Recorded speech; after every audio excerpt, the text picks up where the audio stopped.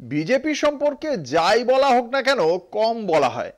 কয়েক বছর আগেকার কথা বলছি, গরুর দুধ থেকে সোনা পাওয়ার কথা বলে হইচই ফেলে দিয়েছিলেন দিলীপ ঘোষ।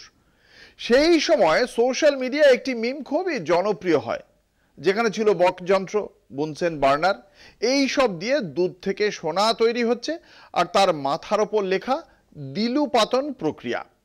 সেই গরুর দুধের পর এবার আবর্জনা থেকে সোনা তৈরির মেশিনের কথা বিজেপির মুখে।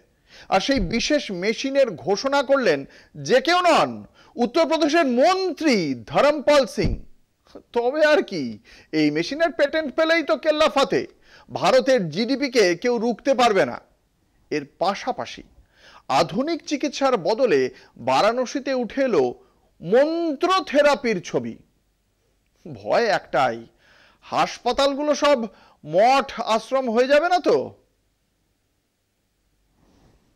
ভারতীয় গরুর বৈশিষ্ট্য হচ্ছে তার দুধের মধ্যে সোনার ভাগ থাকে, সেজন্য দুধের রং একটু হলদে হয়। कूड़े से कांचन बनाने की योजना है, यानी कूड़े से सोना बनाना। वो मशीन जल्दी तैयार हुई जा रही है। হাস্যকর, কিংবা তার চেয়েও হয়তো বেশি কিছু।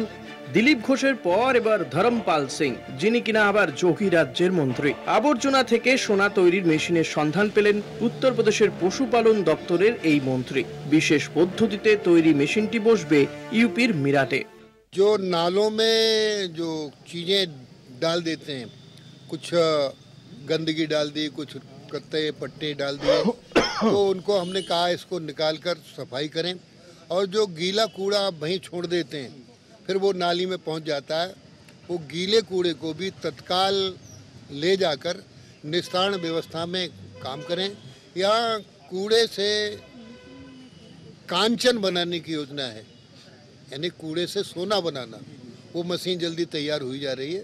थोड़ी समस्या है, जब हो जाएगी तो मेरठ में कूड़े से सोना बनेगा, ये है। সোনা বানানোর মেশিন তৈরির প্রক্রিয়া নাকি শুরু হয়ে গিয়েছে, তবে একটু সমস্যা দেখা দিয়েছে তাতে, তাই সময় লাগছে কিছুটা। ইউপির মন্ত্রীর কথা শুনে হেসে লুটোপুটি অনেকেই। শুধু তাই নয়, বারাণসীতে মন্ত্র বলে চিকিৎসার ছবি উঠে এসেছে, যাকে বলা হচ্ছে মন্ত্র থেরাপি। রোগীদের মধ্যে নাকি ক্যান্সার আক্রান্তরাও রয়েছেন। দিনে 3টি করে মন্ত্র মেডিকেল ক্যাম্প হচ্ছে। সাধারণ ব্যথা বেদনা থেকে অটিজমের মতো জটিল রোগে আক্রান্তরা রয়েছেন। মন্ত্র বিশেষজ্ঞরা রোগ অনুযায়ী মন্ত্র দিচ্ছেন। প্রতিদিন 3 ঘন্টা 14 মিনিটের সেশন চলছে। মন্ত্র থেরাপির পাশাপাশি রয়েছে যোগব্যায়াম, প্রাণায়ামের ব্যবস্থা। রোগ অনুযায়ী মন্ত্র জপ করতে হচ্ছে। নবভারত নির্মাণ সমিতি এই শিবিরের উদ্যোক্তা। বিজেপি মুখে বলে ডিজিটাল ইন্ডিয়ার কথা, আর তাদের নেতারা বলে আবর্জনা বা গরুর দুধের সোনার কথা। দেশ এগোচ্ছে বিশ্বের 4র্থ অর্থনীতির দিকে। জ্ঞানের আলো অন্ধকারের দিকে মন্ত্র দিয়ে রোগ সারানোর কথা বলছে। আসলে মনুবাদের দর্শন থেকে বেরোতে চায় না বিজেপি। अब हम प्लास्टिक सर्जरी को देखें। मुझे लगता है कि दुनिया में सबसे पहली प्लास्टिक सर्जरी शरीर मनुष्य का और माथा हाथी का, गणेश जी का निर्माण। প্রধানমন্ত্রী নরেন্দ্র মোদীর এই বক্তব্য আসলে বিজেপির ডিএনএতে রয়েছে, তাই বিজ্ঞানের থেকেও বড় হয়ে ওঠে অন্ধ ধর্মীয় কুসংস্কার। কলকাতা টিভি।